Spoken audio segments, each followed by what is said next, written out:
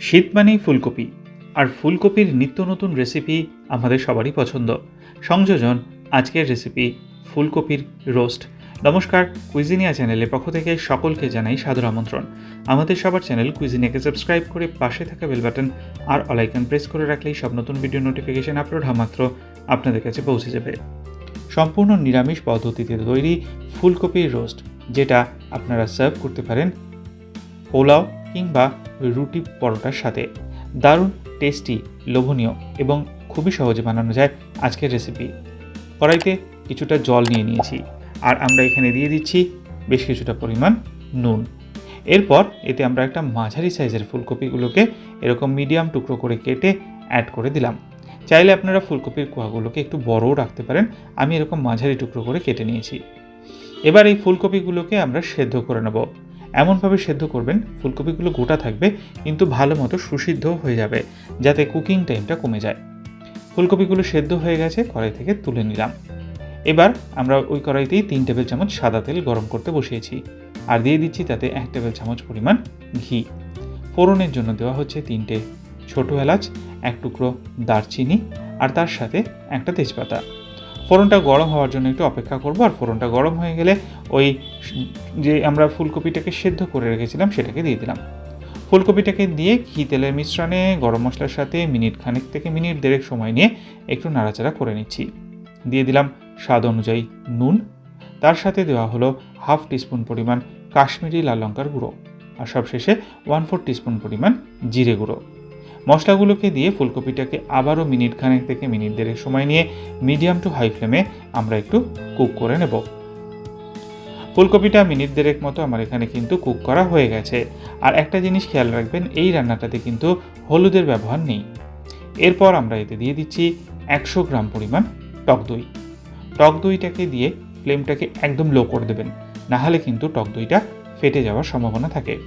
এবার এই লো ফ্লেমে আমরা টক দইটাকে দিয়ে মিনিট দেড়েক সময় নিয়ে ফুলকপিগুলোকে ভালো মতো কষিয়ে নেব, যাতে দইটা ফুলকপির সাথে ভালো মতো মিলেমিশে যায়। এরপর এতে দিয়ে দিচ্ছি আমরা বেশ কিছুটা পরিমাণ কড়াইশুঁটি। পরিমাণটা আপনারা আপনাদের পছন্দ অনুযায়ী দিয়ে দেবেন। দিয়ে আবারও নেড়েচেড়ে মিক্স করে নেওয়া হলো। এরপর এতে দিচ্ছি আমরা 1 টিস্পুন পরিমাণ কসুরি মেথি। হাত থেকে ক্রাশ করে কসুরি মেথিটাকে দিয়ে ভালো করে নেড়েচেড়ে নিলাম। এরপর দেওয়া হচ্ছে 1/4 টিস্পুন চিনি। নিরামিষ এই সবজিতে চিনির ব্যবহার কিন্তু মাস্ট। ভালো করে মিক্স করে নেওয়া হলো। এগিয়ে যাব তার আগে মনে করিয়ে দিই আমার নতুন চ্যানেল লাইফ ইজ প্রেশাস, যেখানে জীবনের নানা দিক নিয়ে আমি আপনাদের সাথে আলোচনা করি। চ্যানেলটাকে সাবস্ক্রাইব করতে আজকে ভিডিও ডিসক্রিপশন বক্সের লিঙ্কটা প্লিজ চেক করে নেবেন, আর যদি ভালো লাগে বরাবরের মতো লাইক এবং শেয়ার করতে ভুলবেন না যেন। এরপর আমরা একটা পেস্ট বানাবো, তার জন্য 10 থেকে 12টা কাজু বাদাম দিয়ে দিয়েছি, 2 টেবিল চামচ পরিমাণ সাদা তিল দিয়ে প্রথমে আমরা এই কাজু বাদাম আর সাদা তিলটাকে শুকনো অবস্থায় গুঁড়ো করে নিচ্ছি। শুকনো অবস্থায় তিল কাজু বাদামটা গুঁড়ো করে হয়ে গেছে। এরপর এতে আমরা দিয়ে দিচ্ছি 1/4 কাপ পরিমাণ জল। জলটাকে দিয়ে একটা মিহি পেস্ট এখানে আমরা বানিয়ে রাখছি, আর এই পেস্টটাই ফুলকপি রান্নার এই পর্যায়ে আমরা পুরোটা অ্যাড করে দিচ্ছি। দিয়ে মিনিট খানেক সময় নিয়ে একটু নাড়াচাড়া করে দিচ্ছি। এই মশলাটাই কিন্তু এই রোস্টের প্রধান উপকরণ। দিয়ে দেওয়া হলো 1/2 কাপ পরিমাণ জল। চাইলে আপনার এর মধ্যে কিশমিশ অ্যাড করতে পারেন, আমি দিইনি।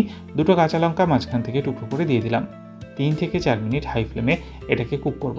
চাইলে আপনারা একটু গ্রেভি রাখতে পারেন, আমি কিন্তু ফুলকপির এই রোস্টটাকে একটু শুকনো রাখারই চেষ্টা করি। নামাবার আগে এর মধ্যে আমরা দিয়ে দিচ্ছি 1 টিস্পুন পরিমাণ ঘি।